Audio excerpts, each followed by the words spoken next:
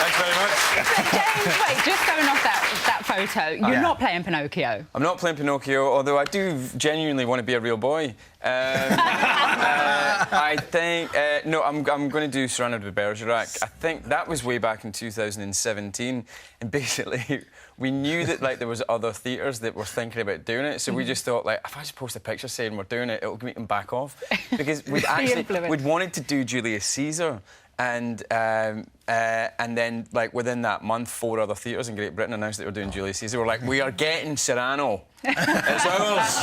And you were on the set of X-Men or something there. I was on the set of X-Men. I think Sophie Turner took the picture. Oh, there you are. Yeah. But it is. I mean, it's quite a play, really, with real history. I mean, so many people have. I mean, it was Roxanne, was it? We've seen it so many times. I mean, do we need another one? No. But see, I mean, that's the point, though, because Steve Martin, Roxanne was kind of inspired by it. I understand. Yeah, no, it was, and I think it probably was my introduction to the story of Cyrano de Bergerac. Yeah. I've only seen, I think, 2 productions of it myself. Right. They were rubbish. They were actually really good. They were actually really good. Yeah. And but mine will be better. No, we're dead excited about it. It's a new adaptation by Martin Crimp. It's got a very, while staying true to the original, it is a very different voice, and it's very biting and it's very funny as well as being tragic and sad. Also, you are giving away free tickets that people that don't normally go to the theatre have access. Is it 15,000 free tickets you're giving away? Yeah. Jamie Lloyd Company, and Jamie Lloyd, our director, who I've worked with, I think, probably in every single play I've ever done, it feels like. He's very committed, and I support him in this, in trying to... You know, that argument against theatre, which is it's very elitist and we price out people who can't afford to go to the cinema sometimes, let alone the theatre, and so trying to remedy that, trying to be a part of an answer to that. I'm not from a background that could afford to go to the theatre, and yet I'm very lucky to have got into the theatre, and I love it, and I think when it is good, it's a unique and transcendent experience. And everyone should be able to feel Everybody should at least get the chance to see if they like it or not, you know? Yeah, of course, absolutely. Well, you are staying with us for the rest of the show, and you've got plenty more going on, so we're going to be talking to you all about that. But the follow-up to the biggest grossing horror movie of all time, IT Chapter 2, we'll be talking about that a bit later on. Yeah, don't worry, we won't play any scary clips. Just some of my bad acting. Yeah. That's really scary. Oh, really? And I'm gutted that you've even brought that up. No, look, it happened to Rangers recently, do you know what I mean? And they went down. Fortunately, they're a big enough club with a big enough gate receipt every single week that they could drop down. As much as a struggle as it was for Rangers, they fought their way back up. But a team like Bury, sorry, they don't have that at the moment. They aren't in that glamorous top league. Not that the Scottish Premier League is the most glamorous, and we don't earn the money of the English Premier League, but we don't have that glamour to get us through the tough times. And you're just asking, how's the Premier League Association, or whatever the governing body is that's in charge of keeping your teams solvent and making sure that the governing people in charge are legit? What's happened there? Because, all right, it's entertainment, but it's also just actually a public service. Yeah. Well, actually, just going back to the team then, Bury North MP James Frith has requested talks with the EFL to ask them to reconsider the idea of the club being reinstated but playing down the level in League Two next season. But that'll be a tough way back if the players leave. Yeah, but James, you made a good point before.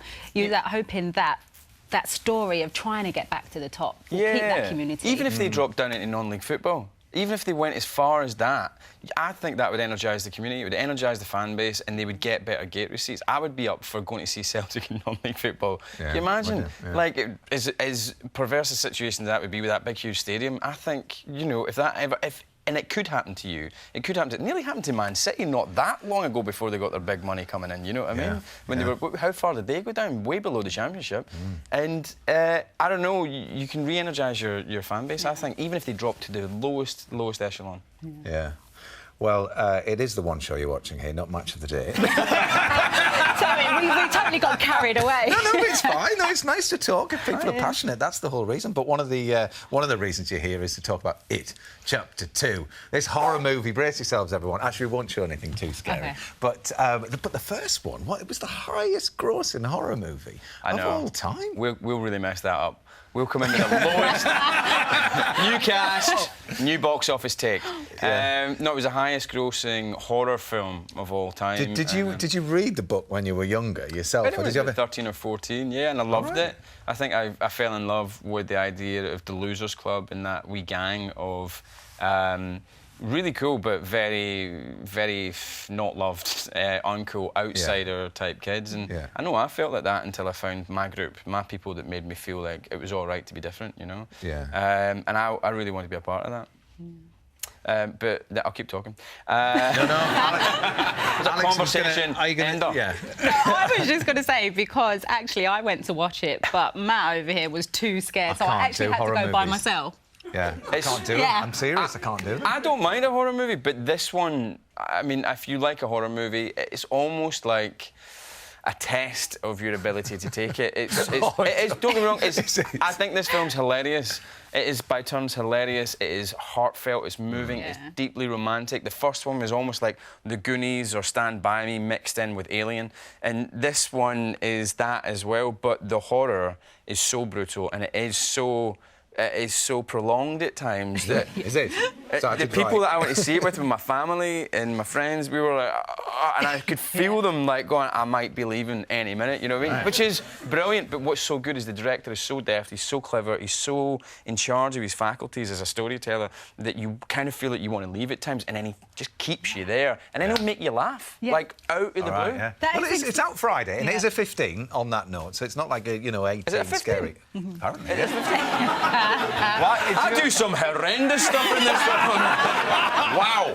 But that's apparently. the thing. From 1 minute, I was so scared, on the edge of my seat. But then I think the whole friendship and camaraderie thing, that we're all in it together, really pulls you back in. Yeah. The bit, do you remember the bit where Eddie goes downstairs and he meets the guy that's all falling apart, and then the guy does that thing to him and he just cuts in with some daft music, and you're like, it's hilarious. I was just between us. The bit at that point there, and what a character that you're playing as well. He's a great character. He's that classic sort of Stephen King avatar that he puts into a lot of his books that represent a lot of, not all of his worldview, not all of his opinions, but certainly a lot of them anyway. And it was, as a fan of Stephen King's, it was an absolute honour to take up that particular role. Yeah. Did it freak you out being on set? Was it scary? Not particularly, because you see all the joins and you see all the sticky tape holding everything together. But but then when Bill Skarsgård comes on set and he's in the full P. Diddy Wise outfit, and you're like, that looks weird. I find it quite hard to have a chat with him. He'll be like, all right, mate, you want to go for a wee cup of tea after? And I'm like, yeah, definitely, mate, definitely. But then he actually, when the director says action, you don't see what he's doing. You feel it as an audience because it's so disconcerting and horrible. But what you don't see is he's pulling his voice apart, he's ripping his throat apart, he's literally vibrating to just do even a couple of lines, and by the end of every take, he's shattered. Right. And that's just to make this mental thing. It could be a close-up and you don't even see it. He's vibrating like way more than any of us do, you know. Wow. It's amazing watching him do it. Yeah. And I'm like, you be over there, pal. I'll be over here. Friday, if you fancy going and having a look at all of that. Now, shortly we're going to be live.